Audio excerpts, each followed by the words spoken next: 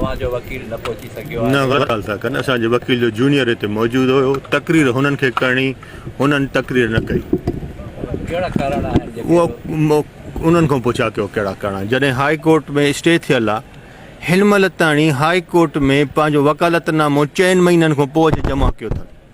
4 महीना कोर्ट बि अचनि पिया, हिन खां 20 तारीख़ जेका हाज़िरी हुई उन में अचे वकालतनामो जमा कयो अथनि।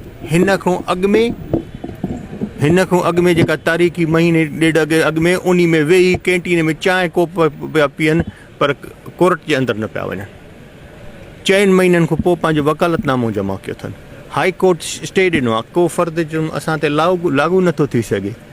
हे रुगो बसि तव्हांजे चैनलनि ते स्क्रीनशॉट ॾियण था अचनि, बाक़ी कुझु कोन्हे।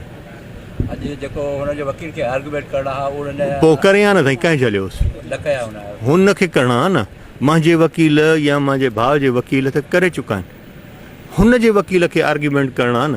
पोइ हुननि जे आर्ग्यूमेंट न करण जो जवाज़ मुंहिंजो त न आहे न। हुननि जे अगरि आर्ग्यूमेंट न थियण जो जवाज़ हुनखे करिणो आहे। हुननि जा जेके आर्ग्यूमेंट करणा, को अहिड़ी ॻाल्हि थिए त पोइ असांजो वकील त जूनियर त मौजूदु हुयो न, हो त नोट्स वठी सघे पियो, या का अहिड़ी ॻाल्हि थिए त थिए। पर उहो पंहिंजे आर्ग्यूमेंट्स करण लाइ बि हुननि खे तकलीफ़ थी थिए, उहो पंहिंजो आर्ग्यूमेंट्स नथा कनि ऐं वरी ॿाहिरि निकिरी तव्हांजे साम्हूं इहो था चवनि त साईं असां हुननि जो वकील।